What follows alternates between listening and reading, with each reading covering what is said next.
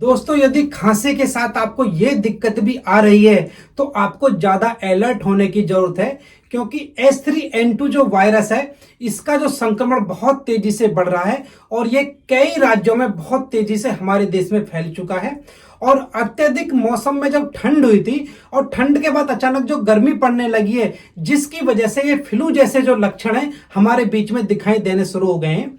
और सरकारी सूत्रों के अनुसार जो इन्फ्लुएंजा ए वायरस के जो सब टाइप है H3N2 है, इसने हमारे देश में 2 लोगों की जान भी ले ली है और एक मौत इसमें हरियाणा में और एक मौत आपकी कर्नाटक में हो चुकी है। और देश भर में इस वायरस से होने वाले जो फ्लू जैसे जो लक्षण आ रहे हैं, इसके अब तक 90 केस रिपोर्ट हो चुके हैं। तो फिलहाल ये छोटी सी वीडियो है जिसमें आपको मैं इस वायरस के संबंध में जानकारी दूंगा, तो प्लीज वीडियो को छोड़कर बिल्कुल भी कहीं मत जाइएगा।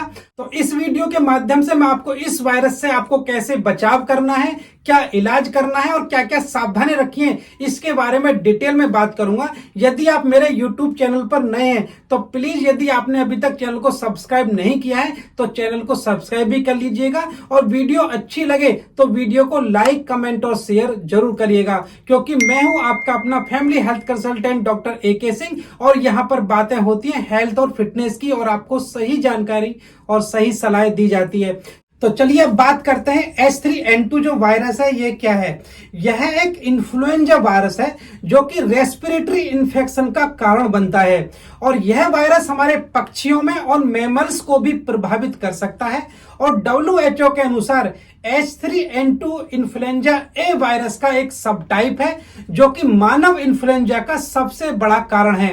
H3N2 के अगर हम लक्षणों की बात करें तो यह अपर रेस्पिरेटरी ट्रैक्ट के इन्फेक्शन, मतलब आपको खांसी, बुखार से लेकर गंभीर निमोनिया, सदमा और यहां तक कि मृत्यु तक की बीमारी का कारण बन सकता है। इसके साथ में कुछ लक्षण और भी दिखाई देते हैं, जैसे कि आपको ठंड लगना, खांसना, बुखार आना, जी मचलाना, उल्टी आना, गले में दर्द होना या गले में खराश होना, मांसपेशियों में दर्द होना, पूरे शरीर में दर्द होना और कुछ केसों में दस्त होना, छींक आना और नाक बहना इसके मुख्य लक्षण होते हैं। तो अब बातें करते हैं कि H3N2 जो वायरस है यह फैलता कैसे है, क्योंकि यह अत्यधिक संक्रामक बीमारी है और यह जो वायरस है जो संक्रमित व्यक्ति से एक व्यक्ति से दूसरे व्यक्ति में बहुत तेजी से फैलता है और ये खांसने से, छींकने से या फिर जो कोई व्यक्ति जो संक्रमित व्यक्ति है उसके बोलने से निकली जो ड्रॉपलेट होती हैं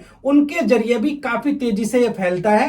या फिर जो संक्रमित सतह होती है, आपने संक्रमित सतह को छुआ और छूने के बाद अपनी नाक और मुंह को अगर आप छू लेते हो तब भी यह वायरस बहुत तेजी से फैलता है और इस वायरस की वजह से गर्भवती महिलाओं को, बच्चों को और बुजुर्गों को बहुत ज्यादा खतरा है। अब हम बात करेंगे कि इस वायरस में हमें क्या क्या सावधानी रखने की जरूरत है। सबसे पहले आपके पास में एक पल्स ऑक्सीमीटर होना चाहिए।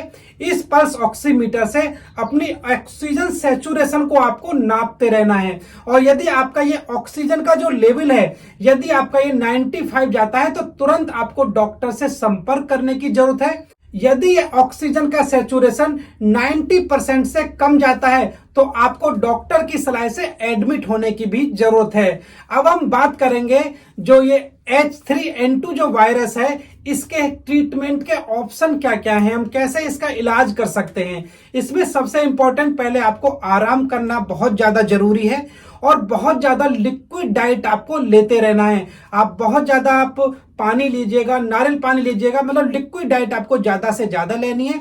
अगर बुखार आ रहा है तो बुखार उतारने वाली दवाई डॉक्टर की सलाह से इस्तेमाल करते रहिएगा।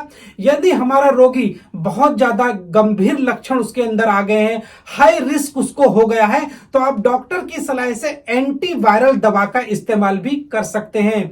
यदि आपको इस वायरस का इन्फेक्शन हो गया है तो हमें ध्यान रखने की जरूरत है कि आपको क्या करना है और क्या नहीं करना है। तो सबसे पहले हम बात करेंगे कि आपको क्या करना चाहिए। जो संक्रमित व्यक्ति हैं उससे यह वायरस बहुत तेजी से फैलता है, इसलिए हमें नियमित रूप से अपने हाथों को साबुन से या फिर पानी से धुलते रहना है। फेस मास्क का इस्तेमाल करना है, भीड़ वाले स्थान में हमको नहीं जाना है, खांसते और छींकते समय अपने नाक और मुंह को ढक के रखना है, अपनी पूरी बॉडी को हाइड्रेट बना के रखना है, ज्यादा से ज्यादा लिक्विड डाइट का हमें इस्तेमाल करना है, सोशल डिस्टेंसिंग का पालन करना है। तो ये चीजें हैं कि जिन चीजों को हमें करना है। अब हम बात करेंगे कि हमें किन चीजों से बचना है। हमें सार्वजनिक स्थानों पर थूकने से बचना है, एक दूसरे से हाथ मिलाने से बचना है और बिना डॉक्टर की सलाह के कोई भी दवा या एंटीबायोटिक का इस्तेमाल हमें नहीं करना है और अन्य लोगों के साथ हमें बैठकर बगल में बैठकर ना खाना खाना है ना उनसे बातें करनी है। मतलब सोशल डिस्टेंसिंग भी हमको बना के रखनी है। तो फिलहाल ये छोटी सी वीडियो थी जो कि इन्फ्लुएंजा वायरस H3N2 की वजह से हमें क्या क्या समस्याएं हो रही हैं, हमें उनसे कैसे बचना है और अपने आप का कैसे इलाज करना है। तो फिलहाल इस वीडियो में फिर इतना ही, मिलते हैं नेक्स्ट वीडियो में। तब तक के लिए आप सभी को मेरा नमस्कार। जय हिंद, जय भारत।